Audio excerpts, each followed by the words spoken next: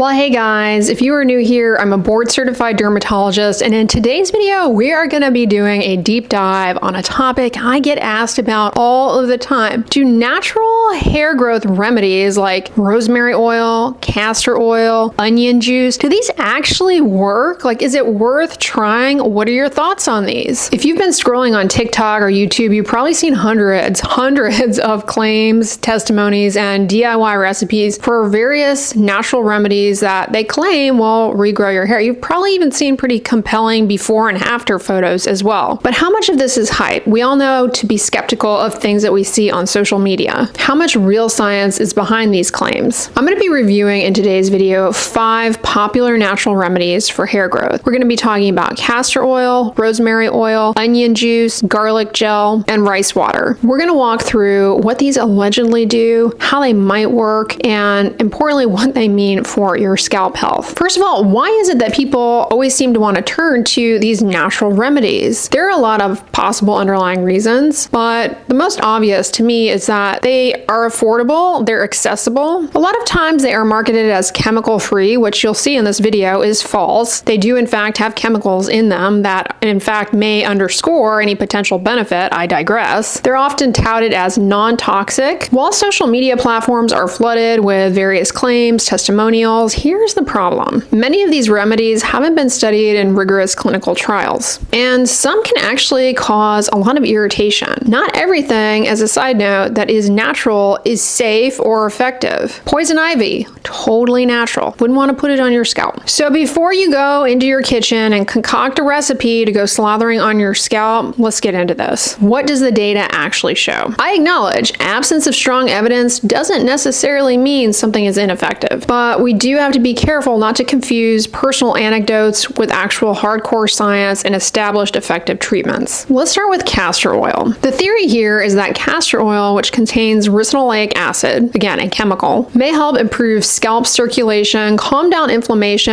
and even perhaps reduce the burden of microbes on the scalp that could contribute to more inflammation and hair growth health problems. It sounds promising in theory, but unfortunately, we don't have good studies looking at castor oil for hair growth to support the claims. There's no robust clinical data that shows that castor oil applied to the scalp actually stimulates hair growth. While it's widely promoted online, the data is just not there. Something to keep in mind about castor oil, it's very, very viscous. It can coat little tiny baby hairs and make them more obvious to the eye, making the hair appear fuller. There are some potential downsides, however, when it comes to pursuing castor oil for your scalp. Number one is going to be, like anything you might put on your skin, including your scalp, irritation. Also, allergic reactions are possible. Remember, anything that causes excessive irritation or inflammation, such as from an allergic or irritation reaction, can further worsen hair loss for you. Overall, though, castor oil is pretty benign. It's a relatively low-risk thing to pursue, but at any rate, it can help moisturize the scalp and it can help lubricate the hairs, potentially cutting down on hair breakage and hair fragility. Okay, next up is rosemary oil. I actually have a lot of videos already about the hype around rosemary oil, but to recap, rosemary oil, an essential oil. People claiming it's good for hair loss most commonly reach for this one study comparing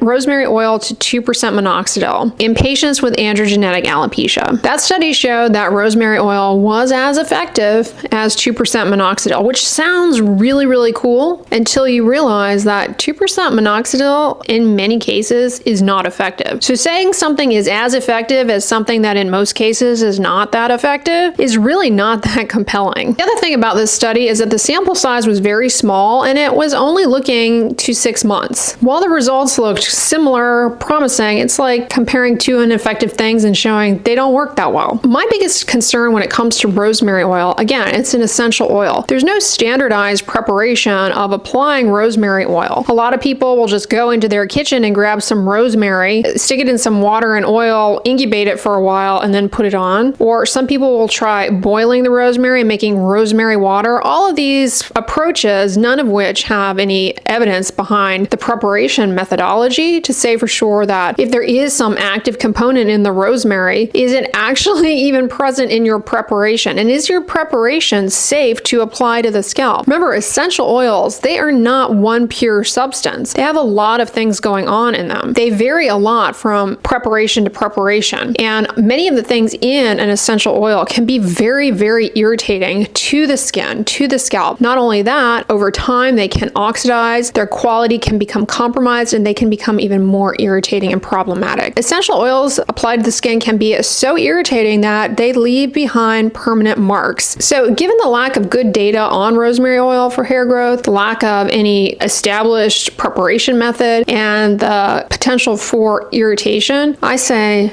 don't waste your time. Let's talk about onion juice though, because I've seen a lot of videos of people singing the praises of onion juice, and I think the studies that they're coming across, they're a little misguided here. So onion juice has a high content of sulfur. The proposed mechanism here is that because onion juice has a high sulfur content and a variety of antioxidants that might be beneficial for scalp health, it may also help to stimulate circulation to the hair follicle, which, as a reminder, growing a hair is like very metabolically demanding. You need good blood flow. In addition to that, some believe that it might modulate the local immune system around the follicle. There's a small study of 38 patients with patchy hair loss due to the autoimmune hair loss condition alopecia areata. People using crude onion juice got more hair regrowth compared to people using tap water. However, keep in mind, alopecia areata is an autoimmune attack on the hair follicle leading to hair loss. It's very different than some of the more common types of hair loss that people experience, such as androgenetic alopecia. It actually doesn't surprise me that the onion juice group in this study showed some improvement in hair growth compared to tap water, because we already know that one of the ways we go about treating this type of hair loss specifically that we don't use for other non-autoimmune types of hair loss is to cause excessive scalp irritation to sort of thwart the abnormal autoimmune attack. It works well for this specific type of hair loss, but it would not be something we would pursue for androgenetic alopecia or telogen effluvium. It just doesn't make sense, and so it's not the right approach for most types of hair loss. Also, the study was small and not well controlled, so I wouldn't even rely on it if you do have alopecia areata. We have a variety of topicals to treat alopecia areata that incite that type of inflammation in a very specific and targeted way that are well established to be effective for it. So the onion juice thing, I would not pursue. Not to mention,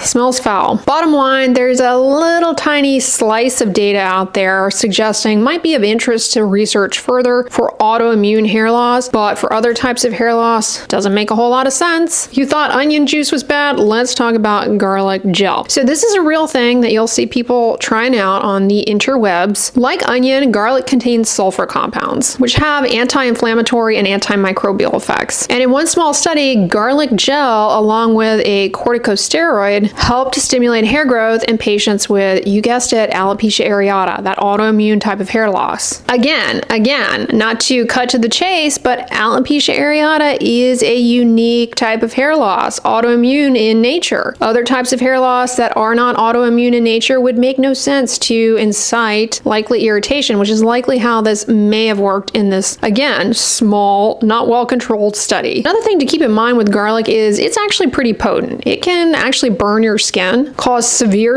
irritation, and pretty bad allergic skin reactions, especially if applying raw to the scalp, which a lot of people end up trying to do in these cases. Bottom line, there may be a role down the line for garlic gel as a treatment modality for autoimmune hair loss, alopecia areata. Doesn't make a whole lot of sense to chase after this given the lack of data, especially for other types of non-autoimmune hair loss, such as androgenetic alopecia or telogen effluvium. Even for autoimmune hair loss, it doesn't appear as though it is a standalone treatment based on the data we have, because they combined it with corticosteroid and established treatment for autoimmune hair loss. All right, let's talk about rice water. This is another one. I actually have some older videos on rice water for hair and for skin. This has gone viral on TikTok as a miracle for growing your hair. Rice water is said to be rich in vitamins and minerals, amino acids, and of course antioxidants. Some preliminary studies in cells in a dish or small animal models suggest that fermented rice water might actually be beneficial for hair growth, helping with the signaling pathways needed to get the hair growing. But when it comes to actual human clinical trials, meaning testing this out on people,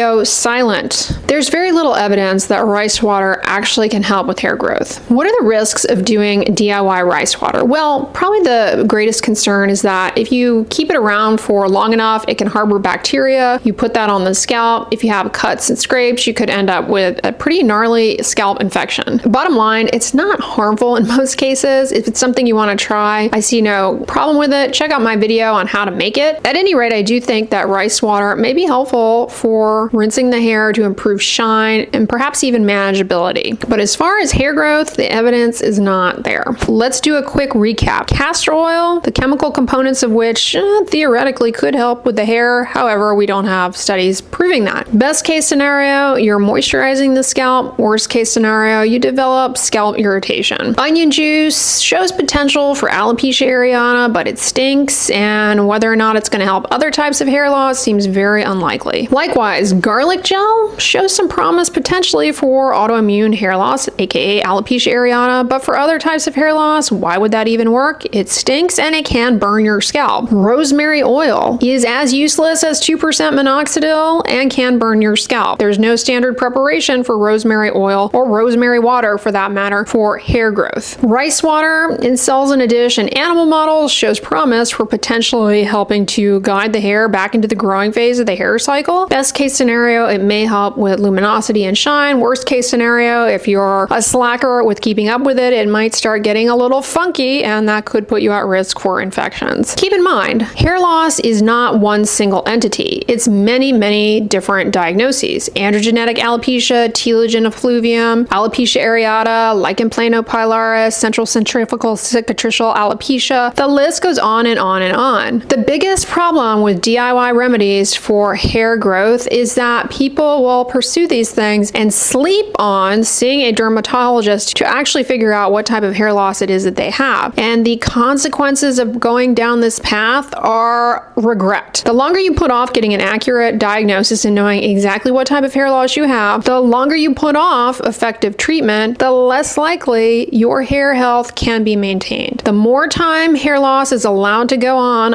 improperly treated, the greater the likelihood of, in many cases, the hair follicle scarring down, at which point you will never get hair to grow out of that follicle again. So don't self-diagnose, don't self-treat. If you're noticing hair thinning, hair shedding, check out my playlist on hair loss for more information on the different types, but get yourself in to see a dermatologist for an accurate diagnosis and treatment plan tailored to you and your specific hair loss type. Dermatologists can recommend evidence-based, proven treatment modalities, as well as help guide you through these complementary alternative therapies and support you in including these things where appropriate and where it would be safe to do so. So let's go over some commonly asked questions that I get all the time. I want to try these. Can I mix different ones together? I mean, technically yes, but combining too many things that each on their own can be irritating really just amps up the risk of irritation. And remember, excessive scalp irritation will set you back in the hair growth journey. How long do you typically recommend trying any type of hair loss intervention, whether it be some of these alternative therapies if we're interested, or an actual established modality like minoxidil? Well, remember, hair growth is a slow moving process. Usually people do not even begin to see noticeable change in hair growth until about 3 months. Usually 6 months is when you start to really turn a corner. So keep that in mind. Next time you see an influencer singing the praises of some remedy that they tried 2 days ago and all of a sudden their hair is growing, no. Okay, it does not work that way. That is a red flag that you are being bamboozled. Take photographs to document your progress, but in the case of these natural remedies, don't expect miracles. Do any of these interventions work on genetic hair loss? So androgenetic alopecia or pattern hair loss is the most common type of hair loss to affect both men and women, and none of these treatment modalities has been established to effectively treat androgenetic alopecia. The best studied options for this condition include minoxidil, finasteride, dutasteride. All right, guys, that's what I wanted to talk about in today's video with regards to these natural remedies for hair growth. I really hope this video was helpful and informative. Let me know in the comments below if you have tried any of these, consider them. Listen, I know, hair loss is so emotionally distressing to go through. I mean, it's actually something that people have nightmares about, their hair falling out. So I empathize with people who are experiencing hair loss. I understand why people want to try things out because they want solutions. But when things are not established to work and have a risk of harm, you should be aware of those things. And those things are not always going to be disclosed to you in the hyped up social media posts. All right, y'all, if you like this video, give it a thumbs up, share it with your friends, and as always, don't forget, sunscreen and subscribe. I'll talk to you guys tomorrow. Bye.